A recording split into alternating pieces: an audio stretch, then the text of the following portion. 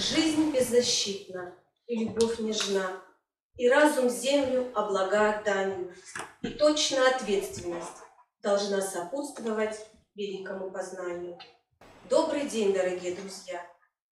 Сегодня здесь собрались люди, через жизнь которых глубокой, незаживающей раной прошла Чернобыльская трагедия. Наше мероприятие – это дань вашему публику и наш реквием тем, кого уже нет с нами.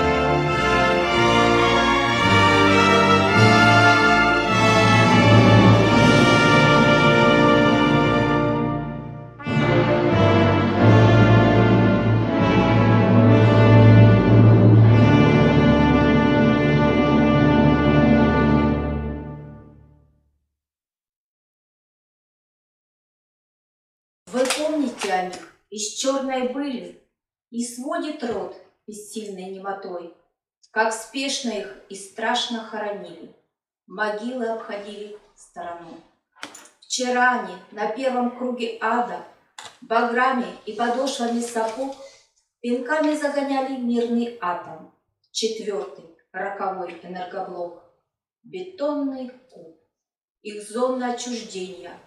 Могильник освинцованный, погост. А в нем лежат объекты излучений. На каждого по 6 смертельных доз. Они в гробницах спрятаны надежно, в сырой земле, но в землю не ушли. Не приняло, жестоко, невозможно. И все-таки они ее спасли. Вы помните? Чернобыльская атомная электростанция находится на самом севере Украины, в Киевской области, около впадения реки Припять в Днепр. Сейчас это место, где находилась станция, и вокруг нее 30-километровая территория – это зона отчуждения, в которой запрещено длительное нахождение. Начало строительства станции – май 1970-х. Начало эксплуатации – сентябрь 1977 год. Конец эксплуатации – декабрь 2000 года. Для поиска пригодной и наиболее подходящей площадки для размещения атомной электростанции в 1965 году Киевским отделением проектного института были обследованы 16 пунктов в разных областях Украины. Площадка была выбрана на правом берегу Припяти, в 15 километрах от города Чернобыль. Данная площадка была рекомендована Государственной комиссией в 1967 году. Главной столицей энергетиков стал город Припять, основанный в феврале 1970 года. Но статус города он получил только в 1979 году. Городу Припять присвоено неофициальное звание города атомщиков.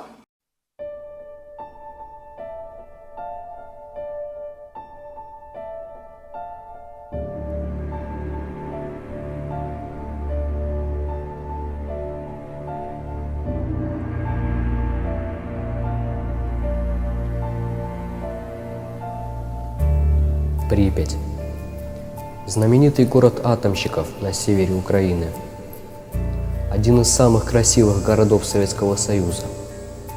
Он был построен для работников местной атомной электростанции ЧАЭС имени Ленина, самой крупной в Советском Союзе, которая снабжала электричеством всю Киевскую область и даже половину Украинской Республики. Город очень стремительно рос и развивался. Шло освоение земли под жилые кварталы, строились новые дома, школы, детские сады, учебные и творческие заведения. А творческие увлечения местных жителей всячески поддерживались и поощрялись. Приезжим сюда специалистам выдавали ордера на квартиру, а на прилавках магазинов можно было найти то, чего не было даже в Киеве. Здесь даже был частично разрешен частный бизнес. Такая политика была совершенно нетипична для обычного советского города. Наверное, самое приближенное место к несбывшейся мечте коммунизма. Самый перспективный город в Советском Союзе. Был, пока не грянула катастрофа.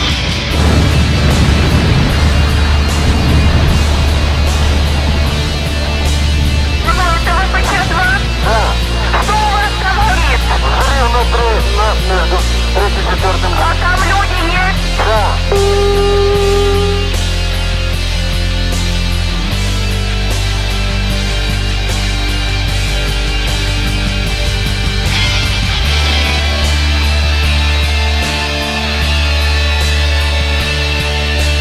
В связи с аварией на Чернобыльской атомной электростанции в городе Припяти складывается неблагоприятная радиационная обстановка.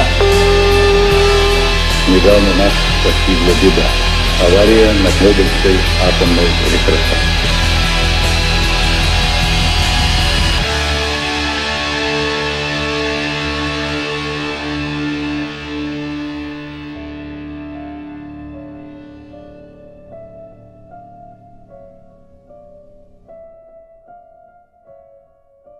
На ноябрь 1985 года Численность населения составляла 47 500 человек, более чем 25 национальностей.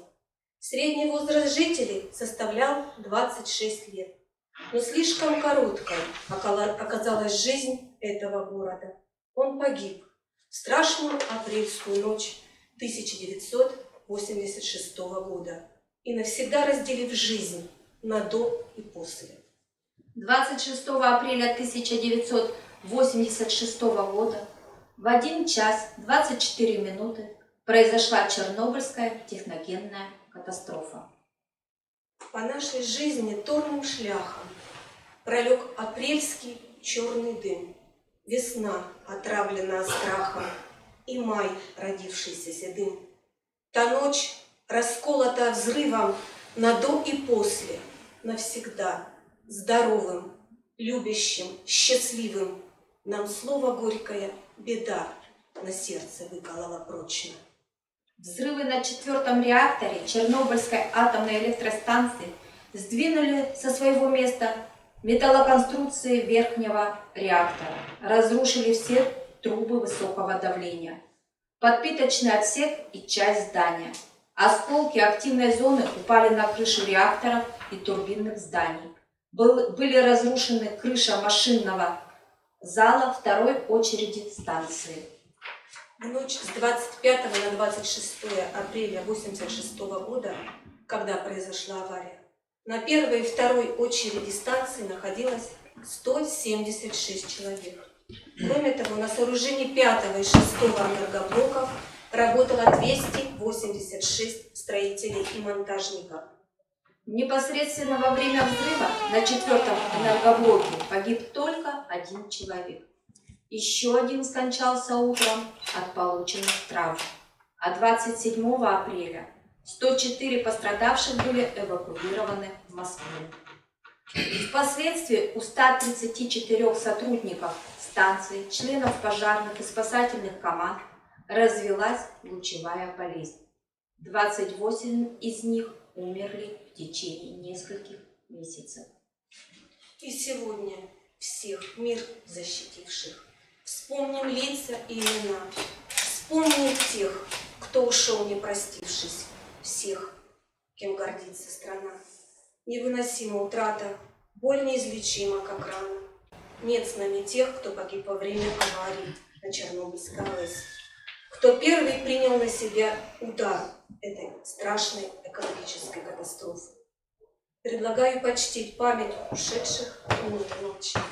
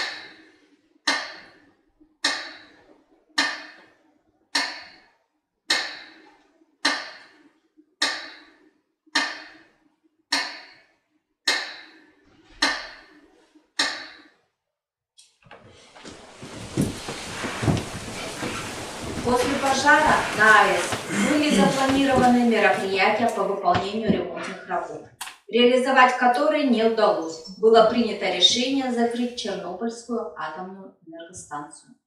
В это время в разных уголках нашей огромной страны спали люди, которым жизнь приготовила серьезные испытания. Им суждено было стать ликвидаторами. Еду я на юг, туда, где знойно. Не на отдых еду, не на курорт. Там, в Чернобыле, сегодня неспокойно. Ждет опаснейшая безработица. Основная часть работ по ликвидации последствий аварии была выполнена уже в первый год. В них приняли участие 240 тысяч человек. Общее количество ликвидаторов, включая последующие годы, 600 тысяч человек. Аварию на Чернобыльской атомной электростанции можно сравнить с войной. Только враг здесь не виден, и смерть настигает солдата не сразу. Но так же, как и после войны, на земле появляются обелиски. В первые дни после аварии было эвакуировано население города Припять и жителей населенных пунктов 10-километровой зоны. В последующие дни было эвакуировано население других сел и деревень 30-километровой зоны от места трагедии. В октябре 1986 года было принято решение о строительстве нового города для постоянного проживания работников Чернобыльской станции и членов их семей после аварии города Славутича. В результате аварии вокруг АЭС была создана 30-километровая зона отчуждения. Уничтожены и захоронены сотни мелких населенных пунктов.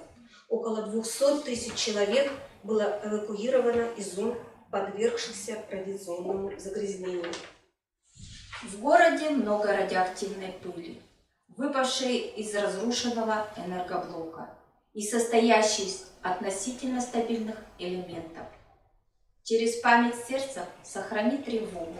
Нас зовет в дорогу серый саркофаг. Я прошу у мага, не пыли дорогу. В зоне отчуждения пыль смертельный яд. Пыль прочно въелась в грунт, деревья, дома.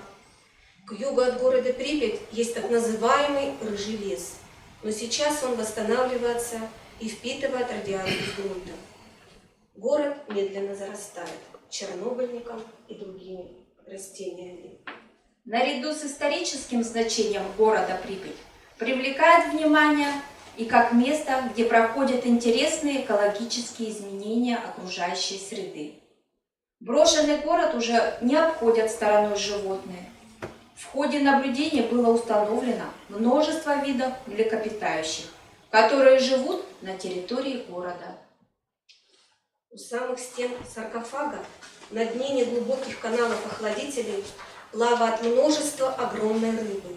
Достаточно бросить туда батон, и навстречу вам радостно всплывет с десяток двухметровых сомов. Но это скорее огорчает, чем радует. Меньше недели понадобилось, чтобы Чернобыль стал проблемой всего мира. Чернобыльская катастрофа стала самой крупной технологической катастрофой 20 века. В 21 веке трагедия повторилась в Японии, на атомной станции Фукусима, после разрушительного землетрясения, которое серьезно повредило реакторы атомной станции. После катастрофы на Чернобыльской атомной станции со всей страны были брошены силы на ликвидацию аварий. Техника, авиация, но самое главное – люди. Наши земляки тоже были там. И сегодня на эту встречу мы пригласили ликвидаторов последствий аварии на Чернобыльской атомной электростанции, которые проживают в нашем районе. Козлов Сергей Юрьевич. Гущин Владимир Михайлович. Полицковая Ирина Станиславовна. Это жена супруга ликвидатора Полицкового Владимира Михайловича. И, конечно же, первый наш рассказ будет о тех, кто сегодня здесь с нами. Это Гущин Владимир Михайлович. На момент аварии проходил срочную военную службу. Был определен во взвод военно-автомобильной инспекции. Работал в зараженной зоне в 30 километрах от места аварии в поселке Перки. Козлов Сергей Юрьевич родился и вырос в Рыбинском районе Ярославской области. Сергею было 26 лет, когда его направили на ликвидацию последствий аварии. С июля по сентябрь участвовал в строительстве саркофага над реактором. Строили разделительную стену между 6-й и 7-й турбинами машинного зала. Работал крановщиком на кране, броня на кабине которого составляла с двух сторон по 40 мм, а между ними свинцовая гроб. За 2,5 месяца пребывания в зоне ликвидации аварии доза облучения у Сергея составила почти 5 Б, что соответствует годовой норме для работающих на атомных электростанциях. Сейчас он проживает в нашем Любимском районе. Богомолов Владимир Борисович. В 1987 году участвовал в ликвидации последствий аварии на 4-м реакторе Чернобыльской атомной электростанции. Находился в зоне аварии в должности начальника штаба батальона, который занимался уборкой радиоактивных веществ на 3-м и 4-м энергоблоках. Работать приходилось на большой высоте. Время, отпущенное на проведение работ каждому человеку, измерялось 2 минутами. Настолько мощным было излучение. Смирнов Борис Александрович. В 1986 году принимал участие в ликвидации последствий аварии, находясь в 3-й, самой опасной зоне реактора, а это всего 150 метров от места аварии, где показатели дозиметров зашкаливали. Соловьев Вячеслав Анатольевич. В 1986 году ликвидировал последствия аварии на 3-м реакторе Чернобыльской АЭС. Работа была связана с риском для здоровья и жизни. Полицковой Владимир Михайлович. Участвовал в ликвидации последствий аварии на Чернобыльской АЭС. Работа была сопряжена с опасностью и риском для жизни. Все ликвидаторы последствий Чернобыльской катастрофы имеют нагрудные знаки в память о катастрофе на Чернобыльской АЭС 25 лет, которые торжественно были вручены 26 апреля 2011 года.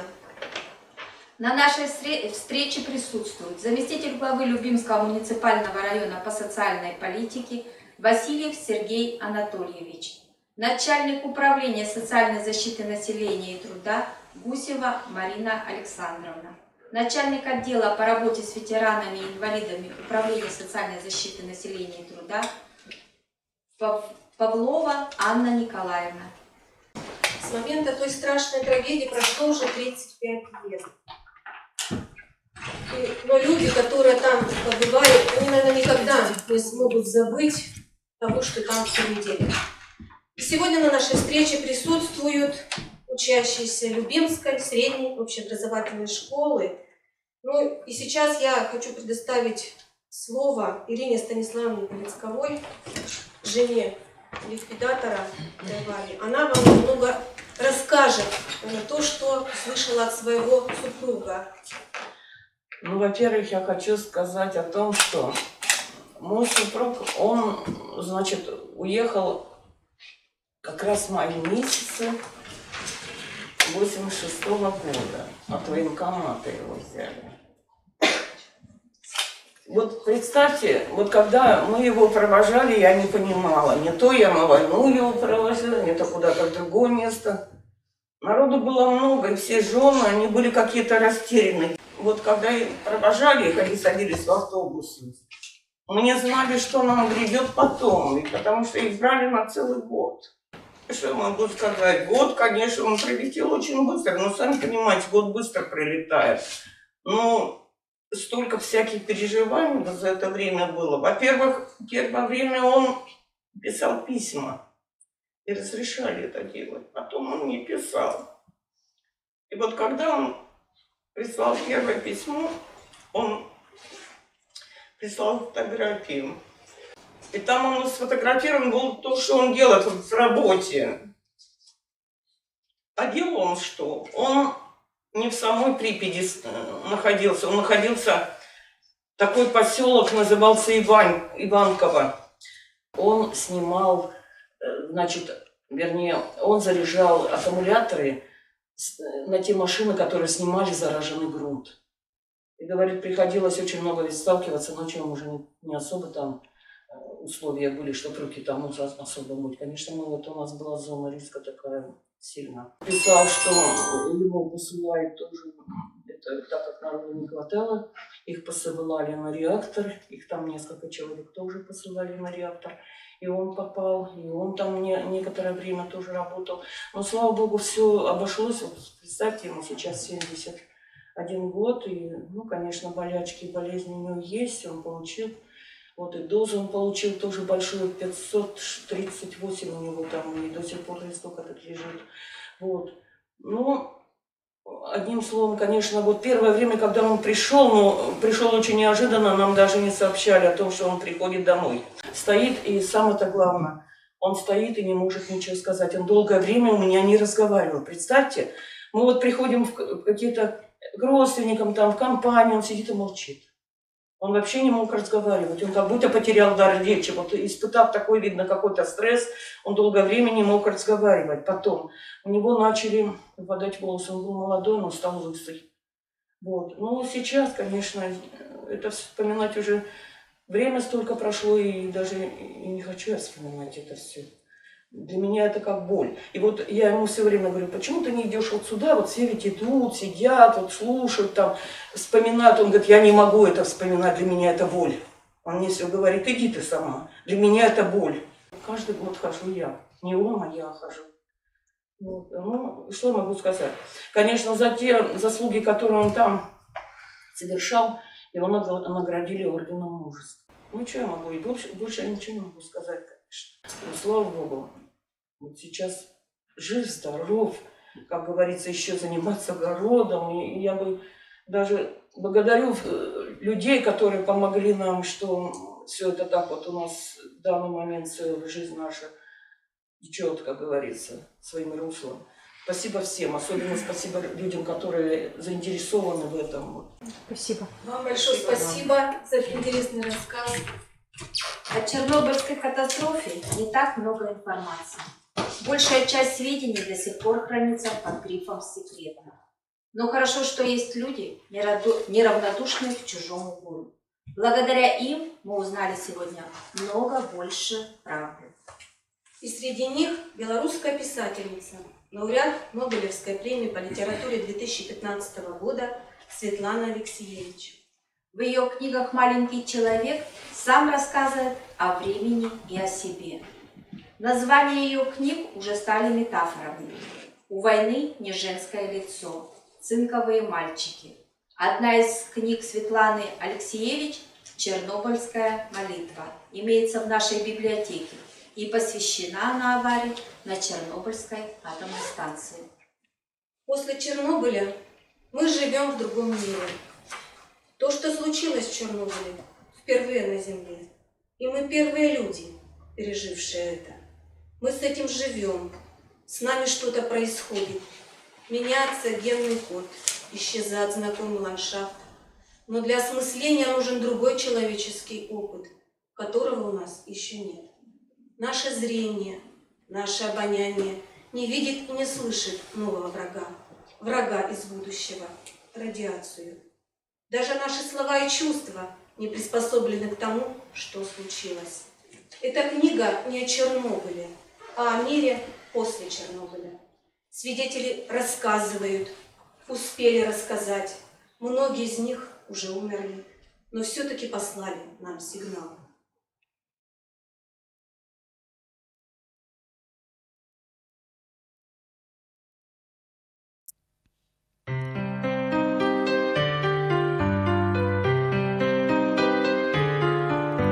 Задумайтесь, все люди на земле,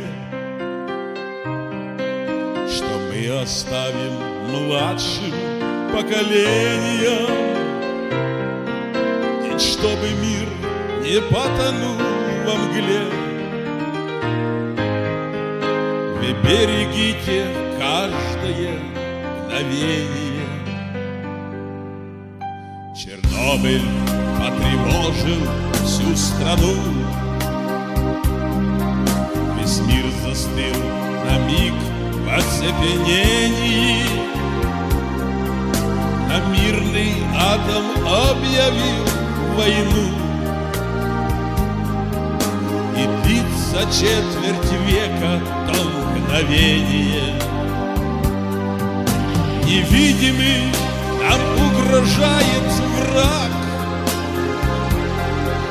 он все живое бьет на поражение, и звоном отзывается в сердца 80-х страшные мгновения. Чернобыль наш, история давно. Его не помнит юных поколение, но как напоминание дано Японии недавнее мгновение. Ведь атом не игрушка для людей, он требует стократно уважения. Ведь чтобы дальше жить в планете всей, не нужно забывать ни на мгновение. Задумайтесь, все люди на земле, что мы оставим младшим поколениям. Ведь чтобы мир не потонул во мгле, вы берегите каждое мгновение.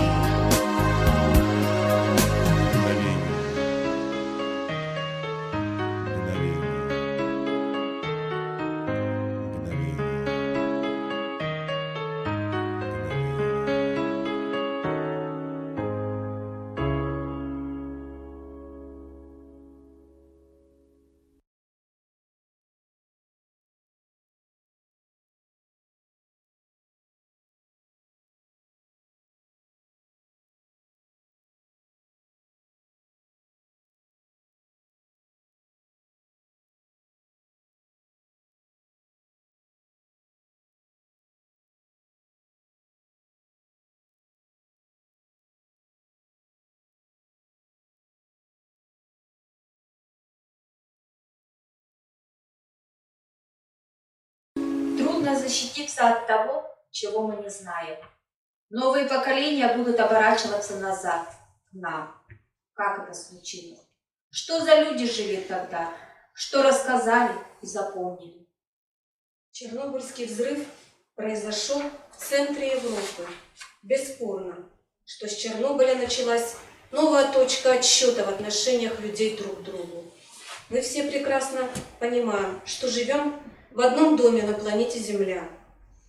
И если жители зоны заложники Чернобыля, то все мы заложники более 400 атомных электростанций мира. Об этом нужно помнить, ведь тот, кто не знает своего прошлого, не имеет и будущего. Мы еще раз говорим вам огромное спасибо. Спасибо, что вы сегодня были с нами. Надеемся, мы с вами еще увидимся. До новых встреч.